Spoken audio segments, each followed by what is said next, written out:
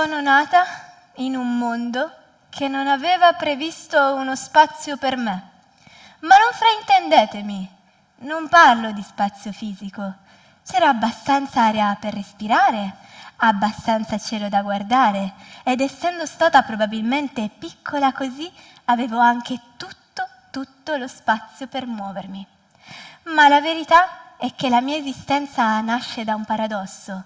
Dalla malattia è nata la vita. Mia mamma aveva scoperto da pochissimo di avere un tumore, uno di quelli difficili che ti scombussolano tutto. Fu seguita da un medico a Milano, un grande luminare che aveva iniziato una nuova terapia. Aveva selezionato pochissime donne, ovviamente essendo sperimentale, tra cui la mia mamma. Queste donne però dovevano venire a patti con una cosa, ovvero che quei farmaci interrompevano gran parte delle funzioni fisiologiche, ciclo mestruale compreso. Quindi per la scienza una gravidanza sarebbe stata impossibile e ovviamente rischiosa. Ma i miei genitori per anni interi hanno provato ad avere una nuova figlia, qualcuno che potesse rendere ancora più bella quella famiglia, ma dovevano arrendersi, perché in quel momento la priorità non era più una nuova vita, ma far sopravvivere quelle che esistevano già. E così la famiglia Cefardoni era composta da mamma Isabella, papà Alessandro e figlia Adriana. Ma proprio in quel momento qualcosa stava iniziando a crescere. Per mia madre era un miracolo, per il resto del mondo un errore statistico da dover cancellare immediatamente. Eppure, eccomi qui, in un mondo che non aveva previsto uno spazio per me. È stata una cosa strana, vero? Ma non sono qui per raccontarvi della mia vita, se volete la potete cercare online. Piuttosto sono qui per raccontare di tutti coloro che almeno una volta nella vita si sono sentiti persi, si sono sentiti disorientati come se non facessero parte di quel luogo. Ecco, io mi immagino sempre queste persone che provano a costruire il luogo, magari lo cambiano, magari si trasferiscono, cercano una casa in cui poter abitare. Ho detto casa, io volevo dire habitat. Habitat non è una questione di quattro mura, di arredamento, è un qualcosa che va oltre. Tutti gli esseri viventi hanno un habitat, ovvero un luogo che permetta alla vita di continuare. Per un leone la savana, per un delfino l'oceano sconfinato. Insomma, tutti hanno un luogo in cui poter crescere e prosperare. Siamo esseri viventi anche noi, qual è il nostro luogo? Beh, la risposta scontata sembra villaggi, civiltà, insomma, siamo creature sociali, abbiamo bisogno della collettività. Ma io che mi faccio troppe domande, mi do anche troppe risposte. Perché la verità è che io questa risposta non la riesco a sentire mia. Sono una scrittrice e tutti gli scrittori fanno troppe domande, quindi scusatemi, oggi sono qui per condividere la mia tesi. Non sono una scienziata, non sono un sociologo, ma vediamo un attimo. Secondo me, ognuno di noi ha bisogno di due luoghi, uno per il cuore e uno per il corpo. Ma c'è un altro termine che mi ha molto aiutato a comprendere questa cosa, ovvero nicchia ecologica. È il ruolo in biologia che ogni specie occupa nel proprio habitat, l'interazione tra ciò che offre e ciò che riceve. Ma cosa succede se non trovi la tua nicchia? Se l'ambiente ti sembra troppo stretto, troppo rumoroso, insomma, troppo poco adatto a te? Io me lo sono chiesta tante volte perché la verità è che io mi sono sentita sempre sbagliata, sempre diversa. È vero, ho delle gambe che non funzionano come dovrebbero, però mi vedevo davanti allo specchio e pensavo, sono diversa. Ma la verità è che io lo ero, lo sono e lo sarò sempre, con la differenza che lo siamo tutti. Ma nel mio caso si nota un pelino di più. Però io che sono una testa dura, credevo che l'ambiente fosse quello per tutti e che fossi io a dovermi adattare. Avete presente un barattolo, no? Quando proviamo ad aprirlo con tutta la forza del mondo e poi qualcuno viene e dice guarda che semplicemente si deve girare al contrario. Era quello che io stavo provando a fare una vita, sforzarmi di aprire un barattolo, ma non ci sarei mai riuscita perché la verità è che io ero un pezzo di puzzle, però venuto da una scatola diversa.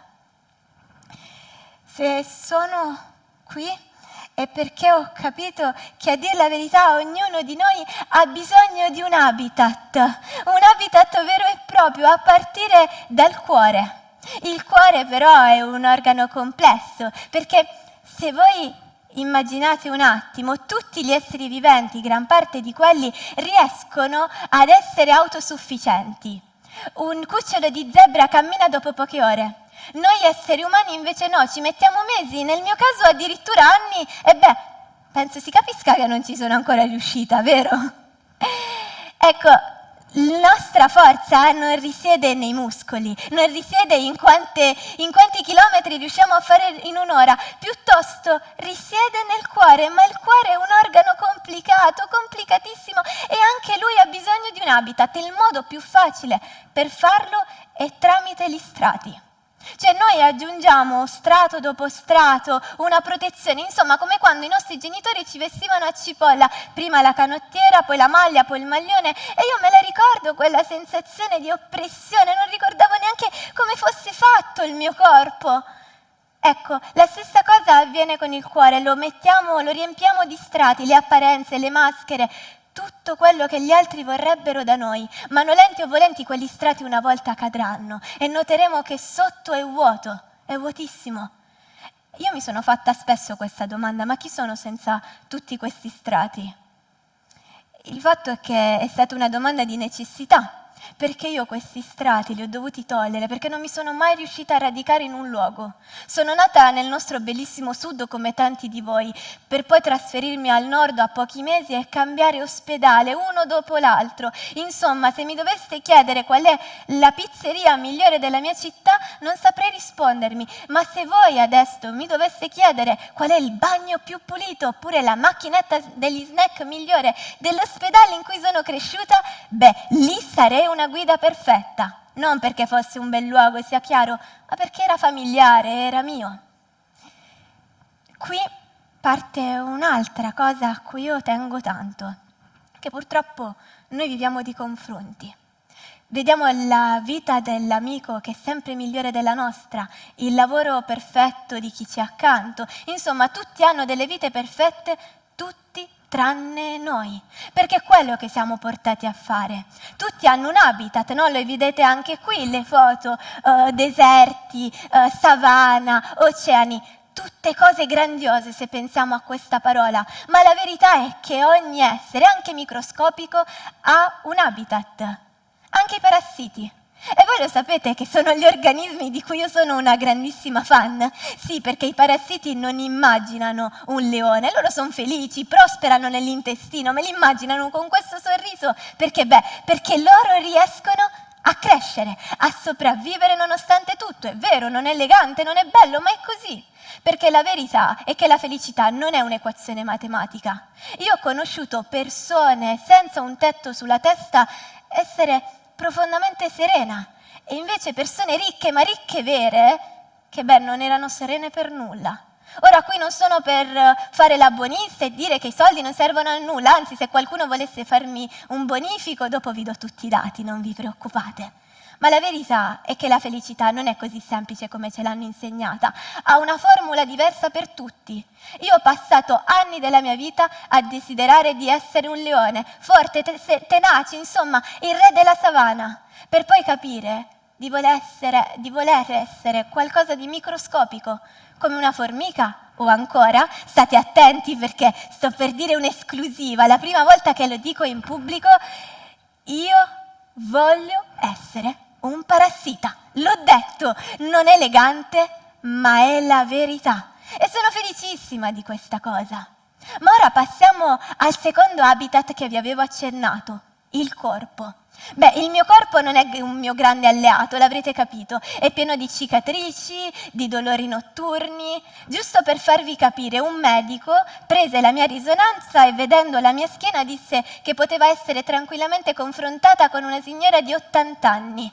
All'epoca avevo solo 9 anni, sono passati più di 10 anni, ora penso di avere la schiena di una novantenne, ci vedremo tra qualche anno magari in questo stesso teatro a festeggiare il mio centenario. Ma la verità è che questo è il mio corpo, è casa, è prigione, a volte è rifugio, ma è solo mio, non posso scappare, non posso andare via, non posso decidere domani di andare alle Hawaii, o meglio sì, potrei, ma devo portare il mio corpo con me, sempre, comunque.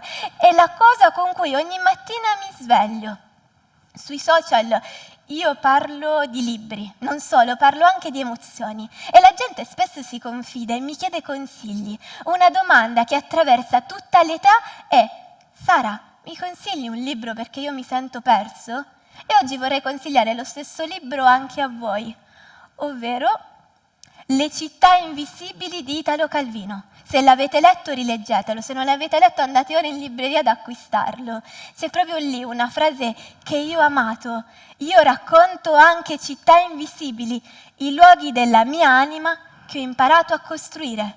Insomma, noi dobbiamo sempre costruire i nostri luoghi, non possiamo smettere, perché la vita è fatta così, di evoluzioni.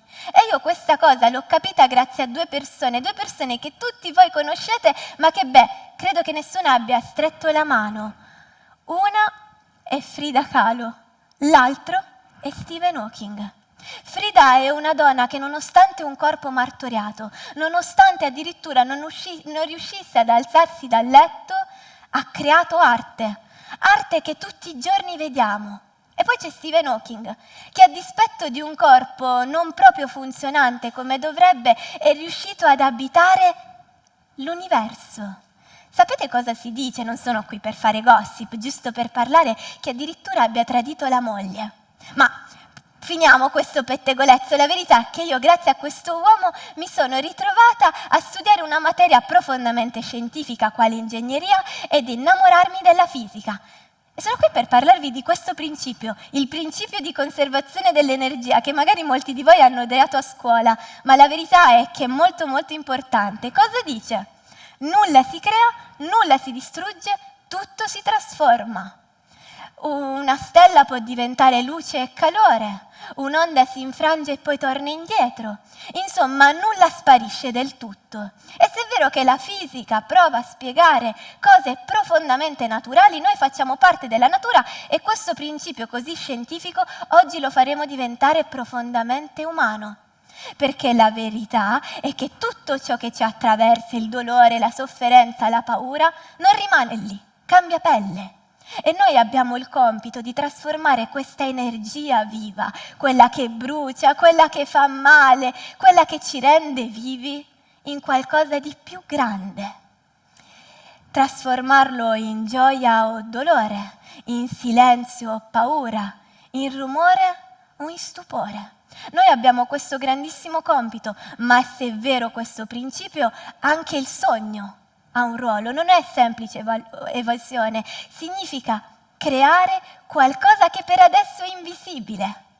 Insomma, il punto non è quello di aprire una mappa e cercare un puntino, una città che ci appartenga, New York, Londra, le Hawaii, ma il punto, scusate per il gioco di parole, è che ce l'abbiamo qui nel cuore. Il punto siamo noi stessi, ovvero la capacità, nonostante tutto in qualsiasi luogo fisico in cui ci troviamo, di riuscire ad abitare l'anima, di far sì che il cuore non muoia mai. E non è una cosa facile. Però scusatemi, ora ho parlato troppo. Devo fare qualcosa di più grande e invito anche voi a farlo. Sognare. Grazie.